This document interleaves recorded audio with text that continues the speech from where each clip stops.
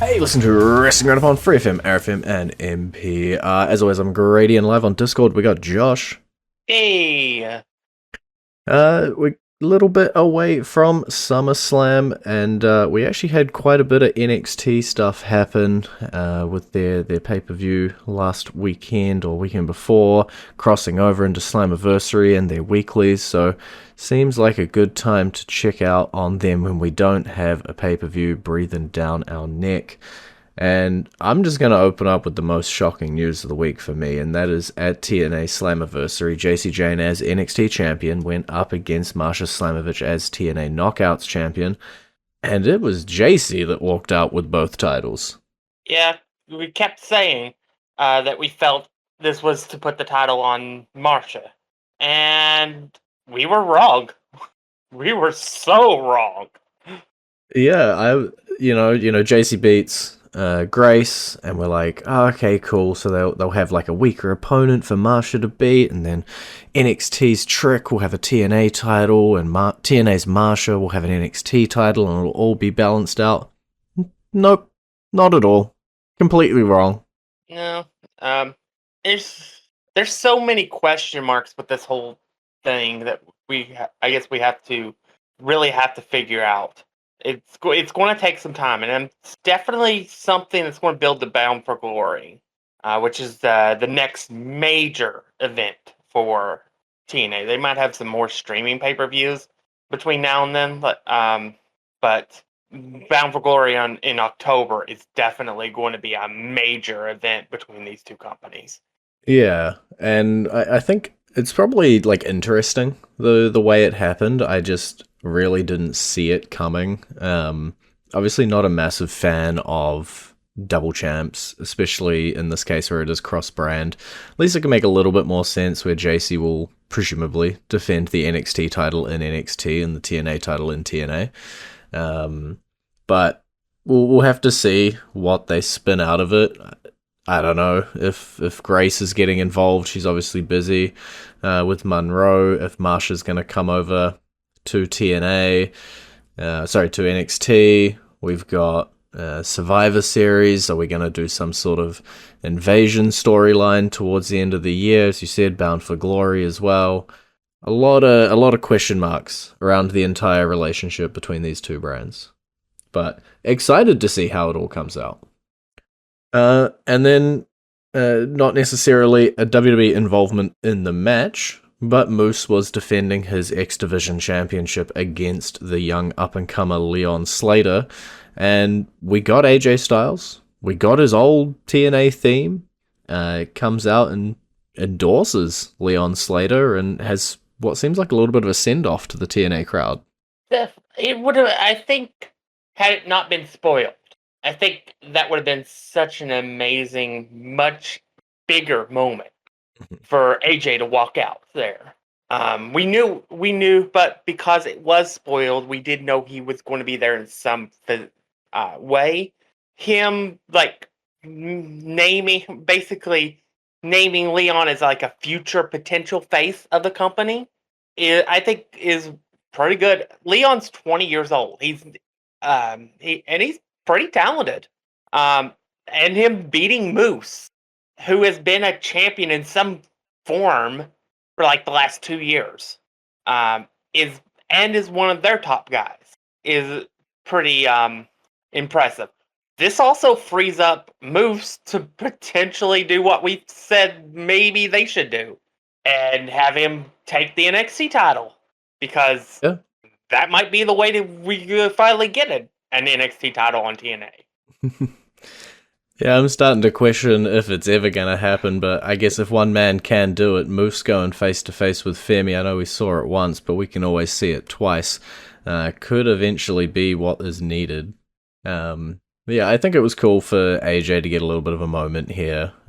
Obviously, TNA legend at this point, and really should just, be doing whatever he wants to do. He's got his SummerSlam coming up. He's got Intercontinental Championship on the mind.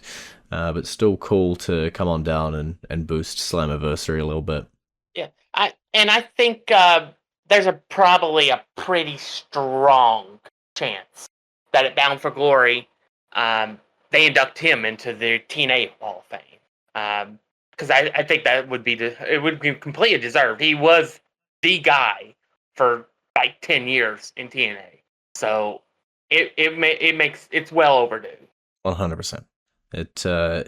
So you said like, they should induct him. I'm like, how is he not already in there? We also had another NXT star in the main event. It was the TNA World Championship on the line. Trick Williams defending against both Joe Hendry and Mike Santana, and still walking out as the TNA World Champion. I think we were the only people that weren't surprised by that. I mean, because I think we both said that it felt like it wasn't time for Trick to lose the title. And I love the reign. I think it's doing wonders for Trick. He basically gets to work both sides at the same time, with being like a pseudo face in NXT and being a heel in TNA. Not to mention the fact that he gets to work in front of two wildly different crowds, and gets to have just more television time, more TV time, more. He's going, when he does lose this title and he gets to come to the main roster, he's going to be so much more polished than he was 6 months ago. Yeah, easily. I think he's getting to do so much stuff, even though, he's not the NXT World Champion. Femi has been sitting in that spot, and it's kind of opened him up to be able to do all of this sort of stuff. And this week on NXT, we saw The Undertaker show up and interact and choke slam him. So there's a lot going on for Trick lately.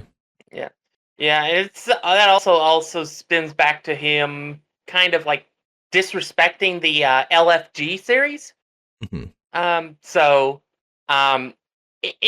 was exactly what you thought it was going to be going into it. It's not like Trick was ever going to take down the Undertaker. It does give Trick a little more shine, but it's just another stepping stone. I'm going to assume that spinning out of that is going to be Jasper Troy going with Trick. Whether that makes sense in terms of his TNA title, he'll still have TNA feuds going on, but I feel like it's got to at least set up one match between those two. Yeah. And there's no like rule that says that he can't defend the TNA title against an NXT superstar. Yeah. In fact, it would make more sense for him to if he's going to show up on NXT television with it. Yeah, not wrong.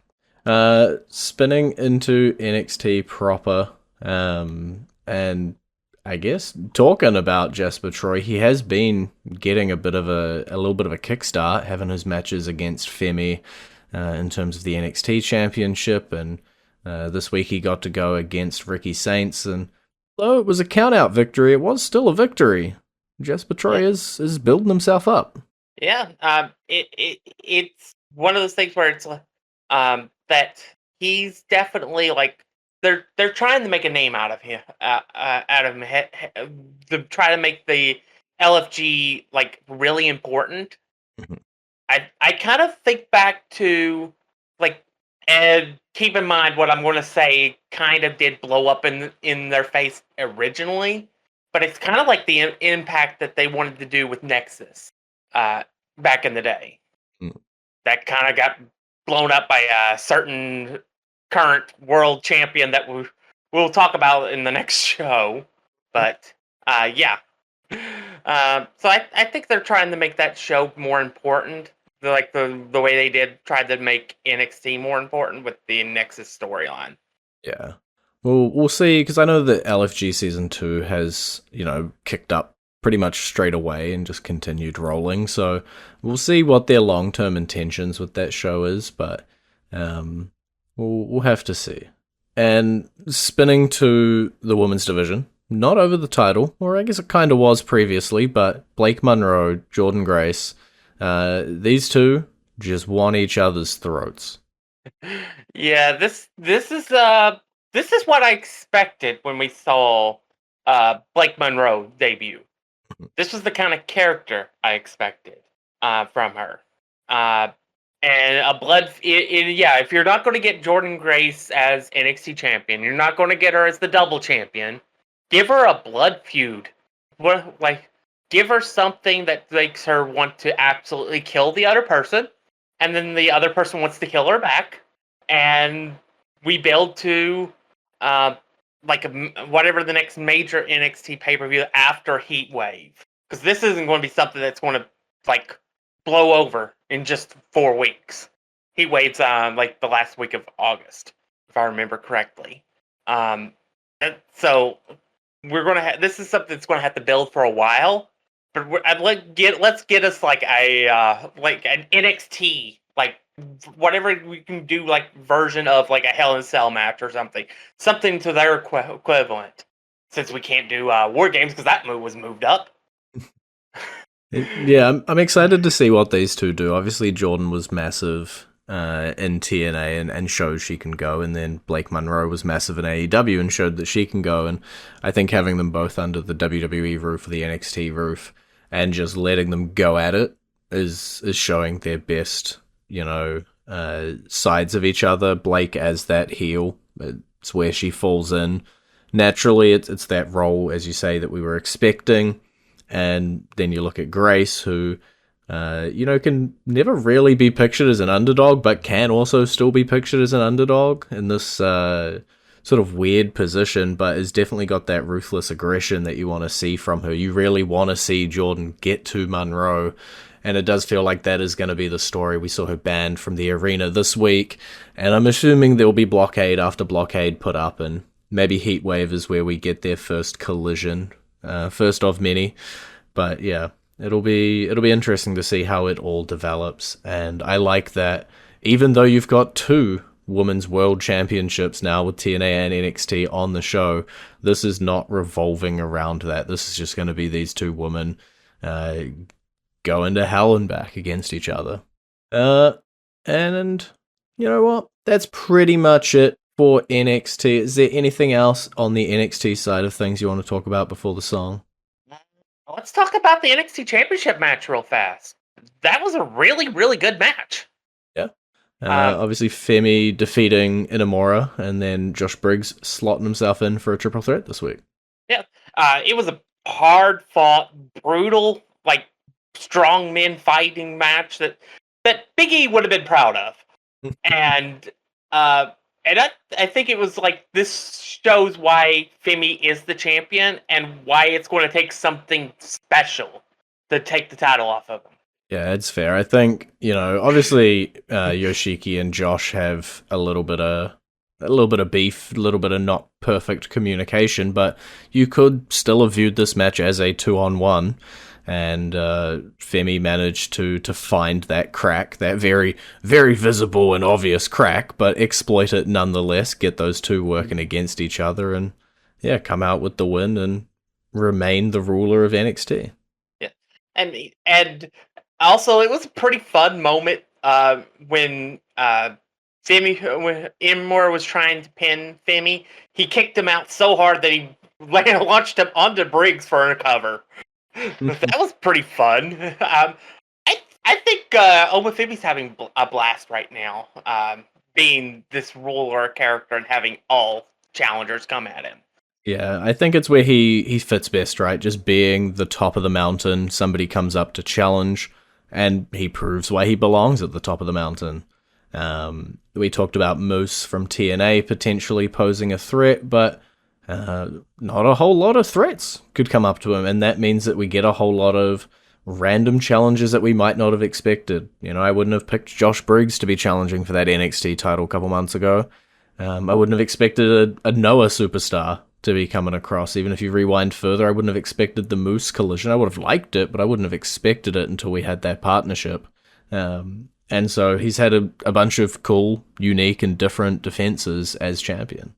Well, it is time for our entrance theme, and we are going to focus on the double champ, Jacy Jayne Knockouts champ and NXT Women's champ, and her music is playing for you right about now.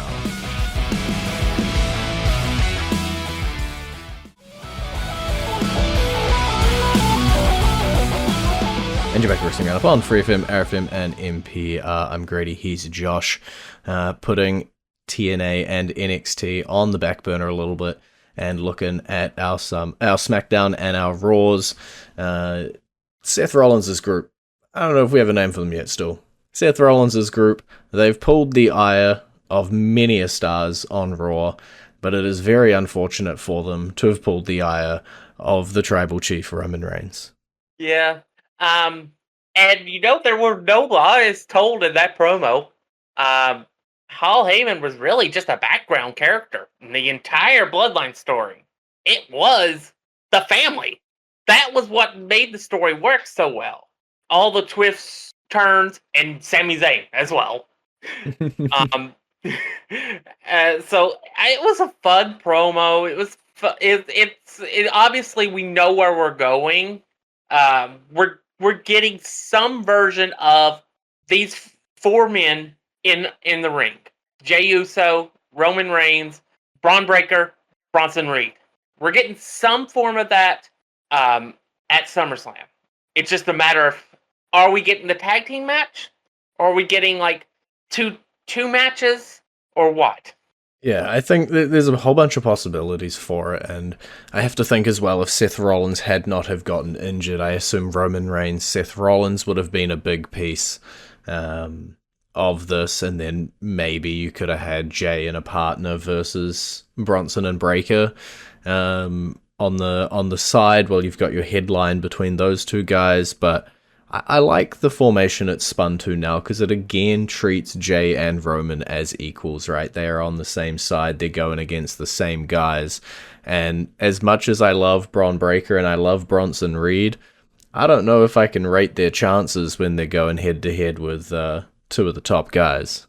It'll be a banger, but I don't know if I rate their chances. Yeah. It's definitely going to be a case of of our old mantra, never bet against Roman Reigns.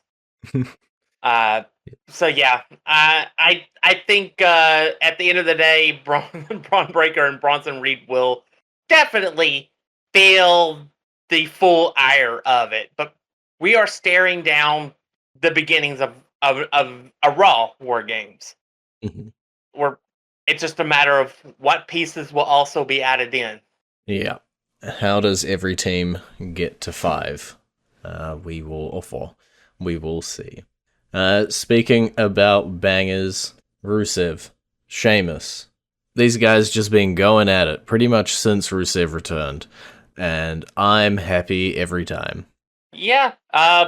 Will you be happy if they go Cesaro and Sheamus at the end? Give us a best of 7 in a tag team. Why not? Yeah. Because we are 1-1. Yeah. I don't know. There's something again, like, it's Sheamus is a character that loves to fight. Rusev's a character that loves to fight, and we're just letting them fight. Yeah. I feel like the next match needs to have. If we're not going to do a best of 7 type thing, I think the next match has to have some sort of like no DQ or stipulation, because I think you have to step it up to after this match. You have to step it up to the next level, especially with the fact that they were trying to introduce the shillelagh in it. Yeah, they did an exposed turnbuckle, they did a shillelagh, as you say. It is kind of lean towards a no DQ match. Is it important enough, do you think, to land on the SummerSlam card? I don't think so. And that's what they're being 2 days. So they definitely could put it on there, but I feel like this will, unless something like we get like a no contest or something out of the next match on Raw next week, which I assume there will be one. It feels like like the next major match would be on a Netflix. It doesn't feel like it would be a SummerSlam match. Yeah, I get you too. It screams, Raw after the pay-per-view to me.